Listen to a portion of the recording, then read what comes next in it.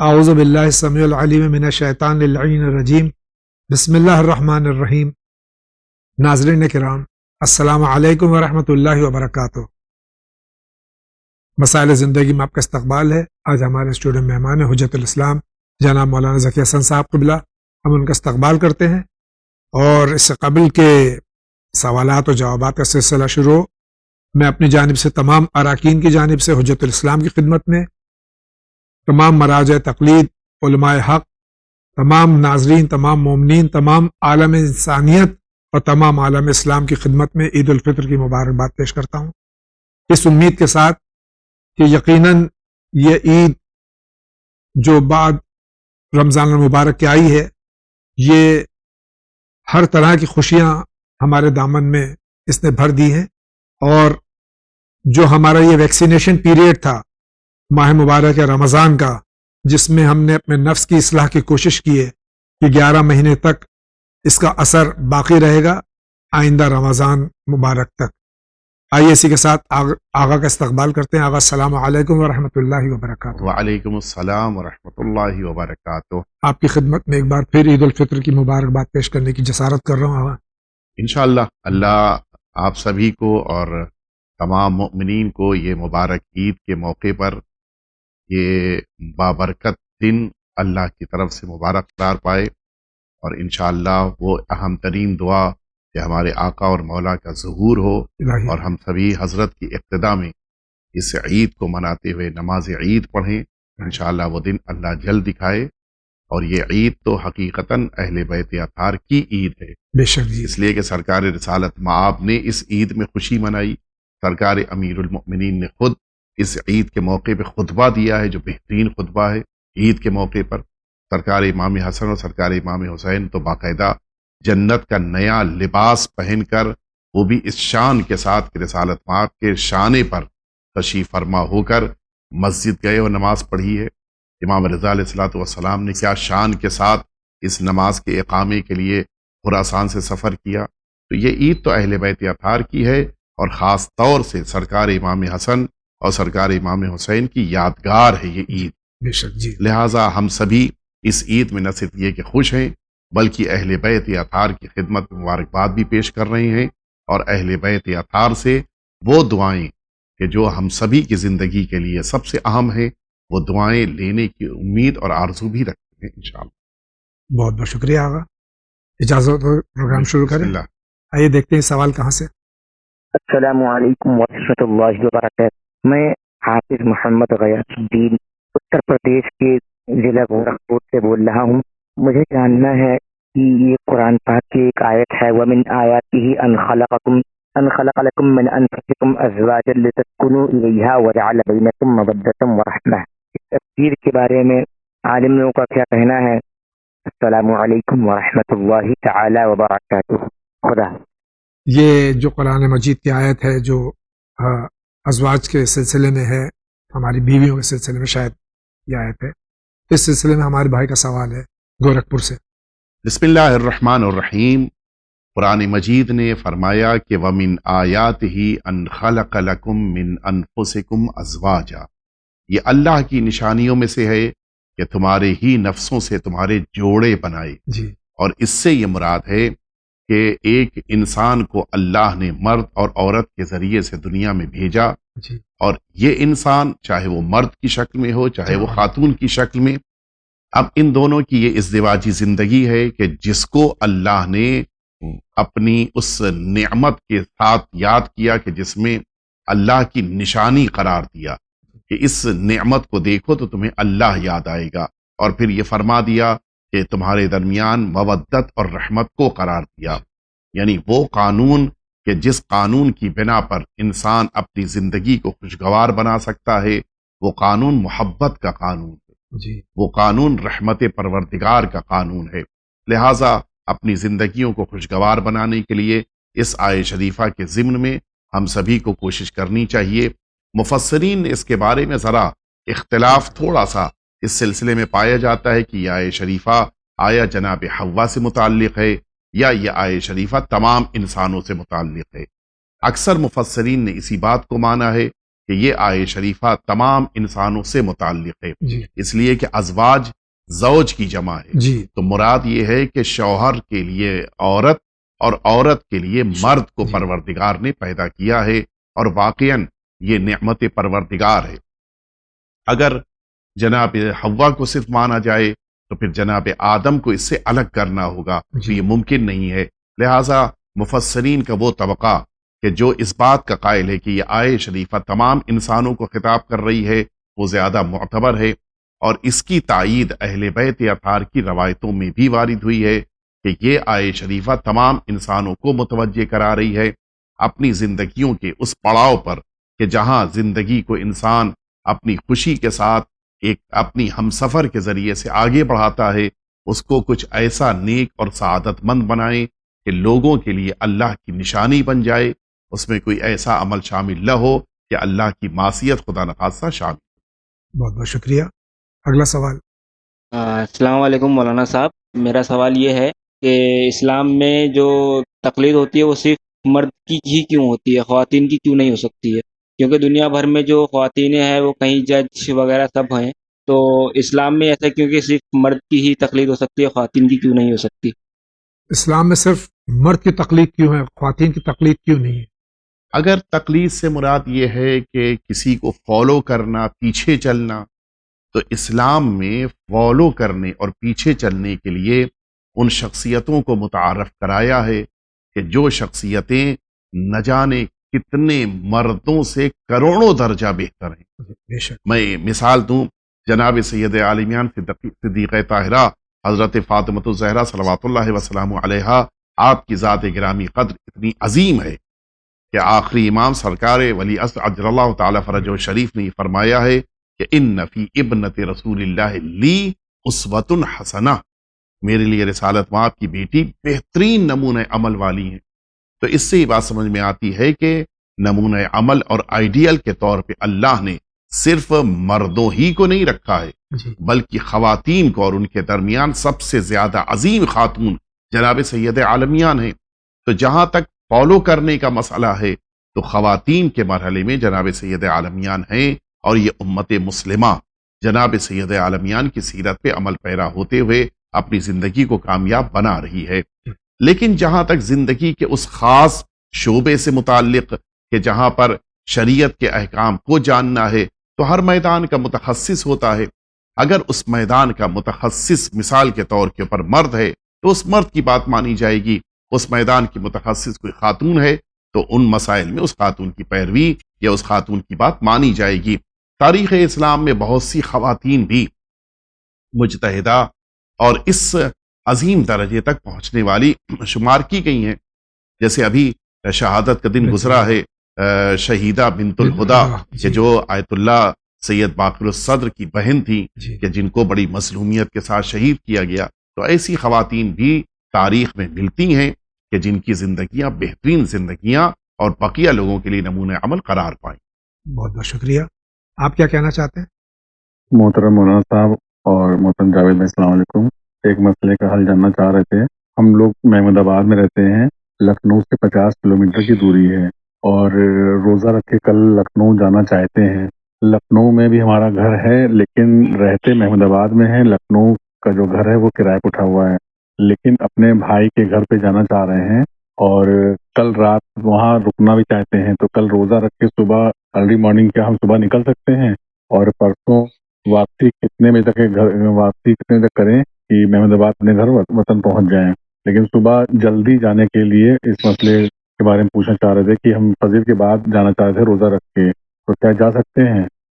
اب تو یہ مسئلہ گزر چکا کیونکہ ماہ شوال المکرم کا مہینہ شروع ہو چکا ہے، لیکن بہرحال آئندہ کام آنے والی بات ہے یہ بھی کہ یہ جس طرح سے بتا رہے ہیں یہ شاید انہوں نے دونوں جگہ اپنا وطن قرار دیا ہے، اور جس طرح سے یہ سفر کرنا چاہ رہے تھے صبح کے وقت، یہ ساری جو تفصیلات انہوں نے بیان کی اس سلسلے میں آپ کیا فرماتے ہیں؟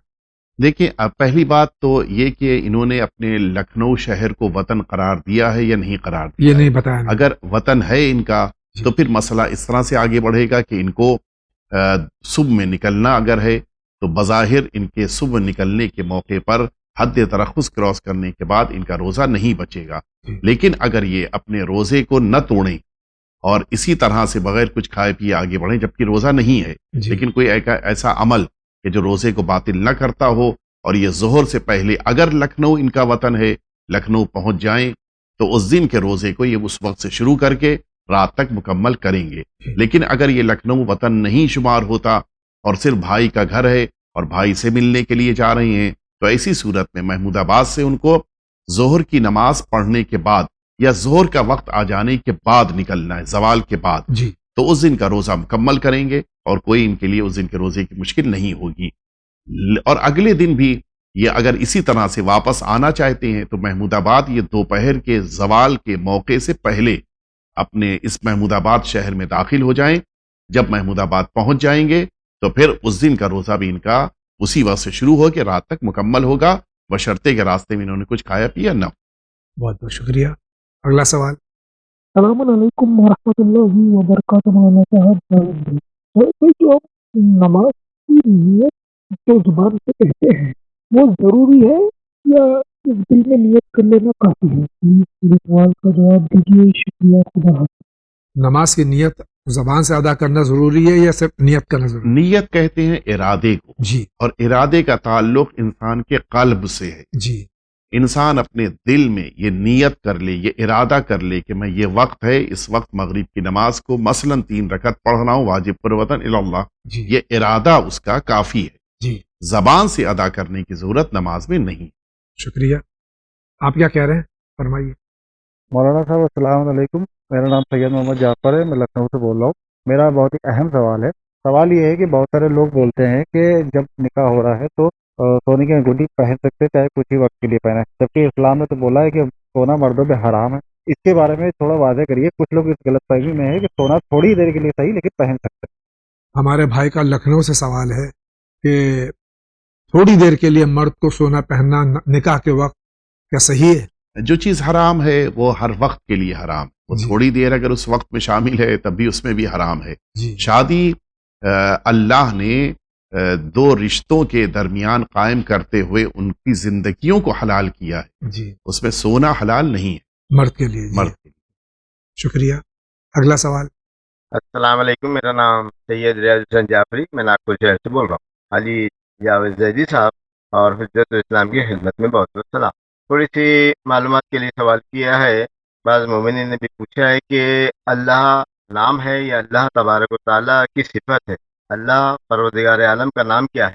سوال نمبر 2، سمجھ کے کیا معنی ہے؟ جناب محمد حنفیہ مولا کائنات کے فرزند نے مولا کائنات اپنے بابا سے سوال کیا تھا کہ بابا سمجھ کے کیا معنی؟ تو مولا کائنات نے اپنے فرزند جناب محمد حنفیہ کو کیا جواب دیا؟ جواب عنایت فرمائے. شکریہ. خدا. اللہ نام ہے یا صفت ہے؟ اللہ خود اللہ کا یہ نام جل جلالہ، یہ خدا کے ناموں میں سے ایک نام. جی. اور سمد کے معنی کیا ہیں؟ سمد کے معنی آپ نے جیسے پوچھا تو میں عرض کر دوں کہ ہمارے اور آپ کے چوتھے امام سجاد علیہ الصلاۃ والسلام نے یہ فرمایا کہ اللہ نے سمد کا ترجمہ یا سمد کی وضاحت اگلی ہی آیت میں کر دی. جی. کہ فرمایا کہ اللہ الصمد، پھر فوراً فرمایا لم یلد ولم یولد ولم یکن لہ کفوا احد.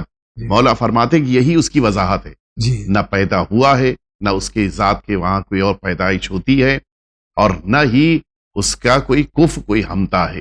مولا نے فرمایا چوتھے امام نے کہ یہی اس کی وضاحت ہے.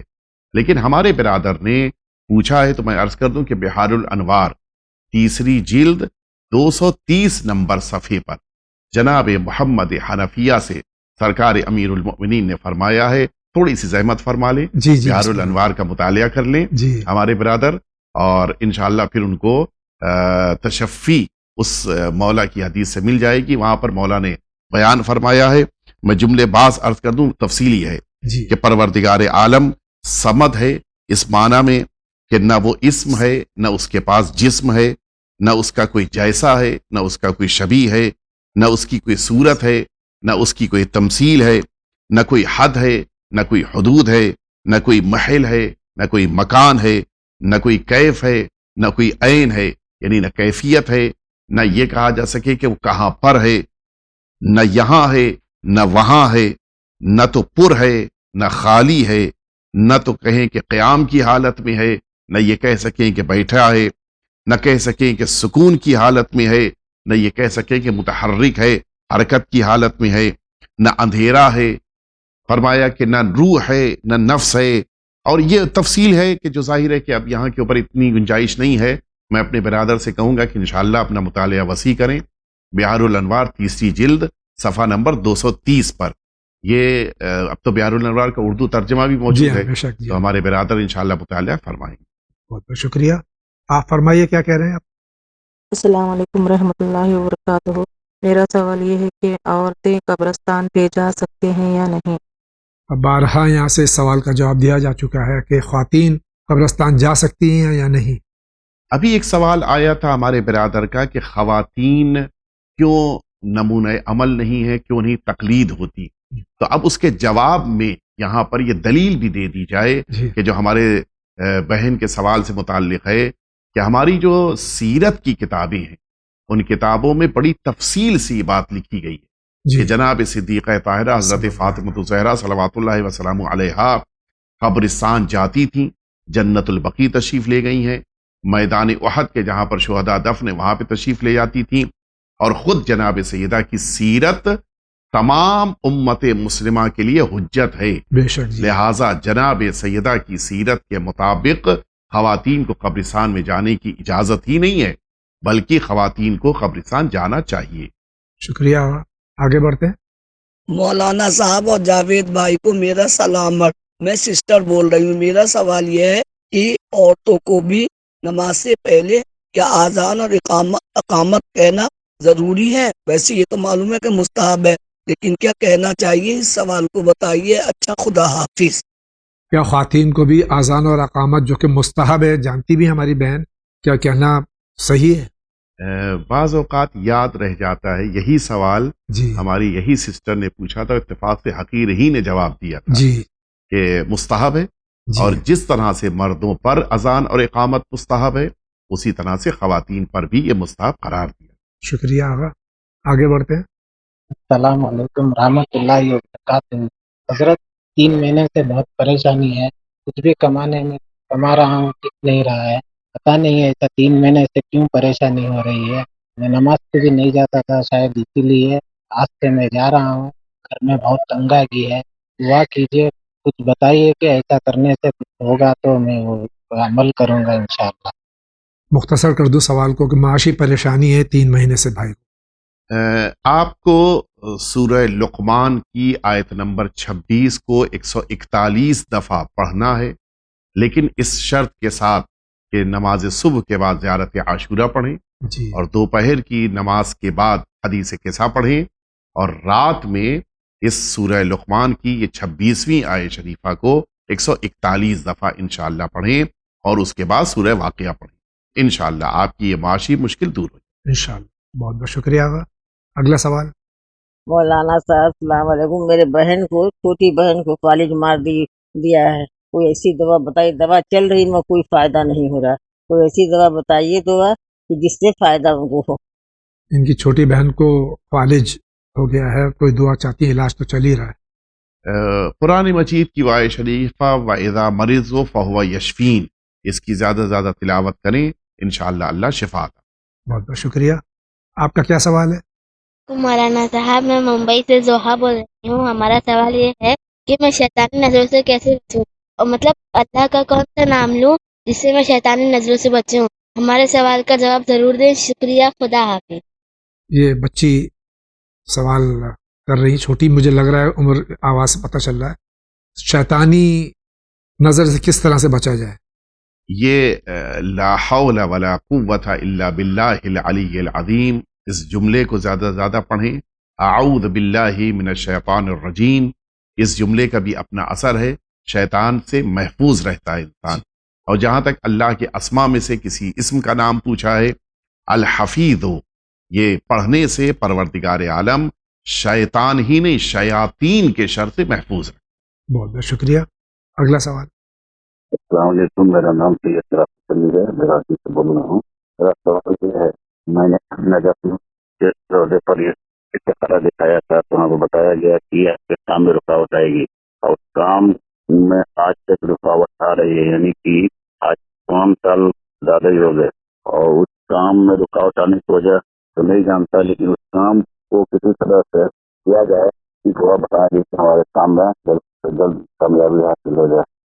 کام میں رکاوٹ آ رہی ہے، یعنی وہی معاشی پریشانی، کیا کرنا چاہیے؟ ابھی جو حل بتایا ہے اس پر آپ بھی عمل پیرا ہوں انشاءاللہ، اور اگر استخارے میں یہ بات آئی ہے کہ کام میں رکاوٹ آئے گی تو اس کے معنی ہے کہ آپ کی آزمائش کا وقت ہے۔ اس آزمائش کے موقع پر اللہ کی بارگاہ سے دعائیں بھی کریں اور اللہ کے فیصلوں پر راضی بھی رہیں۔ انشاءاللہ اللہ نے چاہا تو جلد ہی مشکلات ختم ہوں گی اور آپ نئے سرے سے ترقی کریں گے انشاءاللہ۔ شکریہ آغا۔ اگلا سوال۔ السلام علیکم جاوید بھائی، السلام علیکم مولانا صاحب۔ مولانا صاحب میرا یہ سوال ہے کہ جیسے کہ میرے گھر کے سامنے مسجد ہے یا آفس کے سامنے مسجد ہے، اور اس کے باوجود بھی میں جماعت نماز نہیں پڑھتا ہوں، افرادہ نماز پڑھتا ہوں، تو اس سے میرا کیا نقصان ہے اور اس سے اللہ کی کیا ناراضگی ہے؟ والسلام، خدا حافظ۔ گھر اور آفس کے بالکل سامنے مسجد اور شرائط کے ساتھ میں جماعت ہو رہی ہے، تو وہاں اگر نماز نہیں پڑھے اور گھر میں پڑھے تو کیا اس کا؟ بڑی مشہور حدیث ہے حضور ختمی مرتبہ صلی اللہ علیہ وآلہ وسلم کی کہ لا صلاۃ لجار المسجد الا فی المسجد۔ مسجد کے پڑوس میں رہنے والے کی اگر مجبوری نہیں ہے، عام حالتوں میں اگر اس نے مسجد میں نماز نہیں پڑھی تو اس کی نماز مکمل نہیں ہے۔ تو مکمل سے مراد یہ کہ ثواب اس کو مکمل نہیں ملے گا۔ تو انسان کو اپنی نمازوں کا اگر ثواب چاہیے ہے اور عام حالت ہے تو پھر اس کو مسجد ہی میں جا کر نماز پڑھنی۔ شکریہ آغا۔ آگے بڑھتے ہیں۔ السلام علیکم مولانا صاحب، میں زبیدہ خاتون بول رہی ہوں۔ ہمارا سوال یہ ہے کہ جیسے اگر کسی کا شوہر ہو اور اس نے اپنے شوہر کو چھوڑ دیا ہو، اس نے طلاق نہیں دی، تو کیا ایسی عورت متع کر سکتی ہے؟ یہی ہمارا سوال ہے۔ خدا حافظ۔ اگر طلاق نہیں ہوا کسی خاتون کا تو کیا پھر متع کر سکتی ہے؟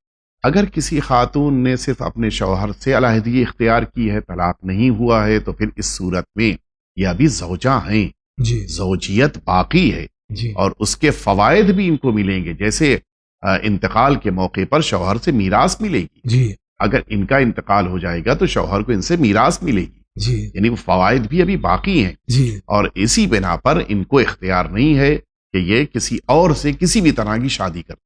شکریہ۔ اگلا سوال دیکھتے ہیں کس کا۔ السلام علیکم مولانا صاحب، مجھے کافی ٹائم سے نوکری نہیں مل رہی تھی، مگر ابھی تھوڑے دن پہلے مجھے ایک جگہ سے نوکری کا آفر آیا ہے، جاب کا آفر آیا ہے، مگر وہاں کیسا مجھے وہاں باہر ہے جہاں مجھے کیشیئر کی جاب مل رہی ہے۔ تو میرا سوال یہ ہے کہ میں کیا بار وغیرہ میں کیشیئر کی جاب کر سکتا ہوں؟ ایسی جگہ نوکری لگی ہے جہاں بار ہے، وہاں کیشیئر کی نوکری کیا کرنا جائز ہے؟ نہیں، ان کے لیے جائز نہیں ہے۔ انتظار کریں، انشاءاللہ بہتر طریقے سے اللہ سے امید وابستہ رکھیں، بہتر نوکری آئے گی انشاءاللہ۔ اگلا سوال۔ السلام علیکم مولانا صاحب، جاوید بھائی، میرا سوال یہ ہے کہ یہ جو 18 تاریخ سے جو غم کے دن شروع ہوتا ہے اپنا، تو اس دن چلن کرنا صحیح رہتا ہے کہ مطلب نہیں ہے؟ ذرا اس کا جواب دینا۔ یہ سوال واضح نہیں ہے۔ یہ جو ایام علوی 19، 20، 21 رمضان المبارک میں جو شہادت کے ایام ہیں مولا متقیان کے، کیا ان دنوں میں سلام کرنا کیسا ہے؟ ان 3 دنوں میں نماز سبھی کو پڑھنی ہے، اور اس نماز کا آخری سلام جو لازمی سلام ہے، السلام علیکم ورحمۃ اللہ وبرکاتہ، کہ جس سلام کے پڑھنے کے بعد نماز مکمل ہوتی ہے، وہ سلام تو پڑھنا ہی پڑھنا ہے۔ تو سلام تو ان 3 دنوں میں بھی کرنا ہے، اس لیے کہ یہ سلام جنتی ہے۔ اللہ نے قرآن مجید میں کہا ہے کہ جب ملائکہ ملیں گے تو اس موقع پر سلام کریں، تو یہ سلام تو اسلام کے قوانین میں اور اصول میں شامل ہے، اور نماز میں بھی اسی لیے اللہ نے رکھا ہے، لہٰذا سلام کو ایسے موقع پر ترک نہیں۔ شکریہ آغا۔ ان کا کیا سوال ہے؟ السلام علیکم مولانا صاحب، میں پونے سے زینب بول رہی ہوں۔ ہمارا سوال یہ ہے کہ جیسے ہم بنا وجہ وضو کرتے ہیں تو ہم بنا وجہ غسل بھی کر سکتے ہیں، جب ہم نہانے جائیں تب غسل کر سکتے ہیں بنا وجہ؟ ہمارے سوال کا جواب ضرور دیں، شکریہ، خدا۔ ہم تجدید وضو کرتے وضو ہونے کے باوجود بھی، تو کیا ہم تجدید غسل بھی کر سکتے ہیں؟ پہلی بات تو میں یہ واضح کر دوں اپنی اس بیٹی کے لیے کہ بلا وجہ وضو نہیں ہوتا. جی وضو ہمیشہ اللہ کی رضایت کے لیے، اللہ کی قربت کے لیے ہوتا ہے.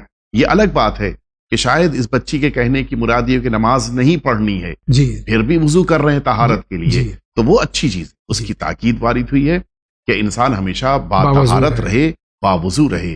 لیکن جہاں تک غسل کی بات ہے تو غسل کے موجبات ہیں، یعنی کچھ اسباب ہیں، جی اور ان ریزنز کی بنا پر غسل کیا جائے گا. جی. وہ نہیں ہے تو غسل نہیں ہوگا. ناظرین کرام، ہم جا رہے ہیں بہت ہی مختصر سے بریک پہ، لیکن آپ کہیں نہیں جائیے. بریک کے درمیان بھی بہت خاص باتیں بتائی جا رہی ہیں، غور سے دیکھیے. ابھی حاضر ہوتے ہیں.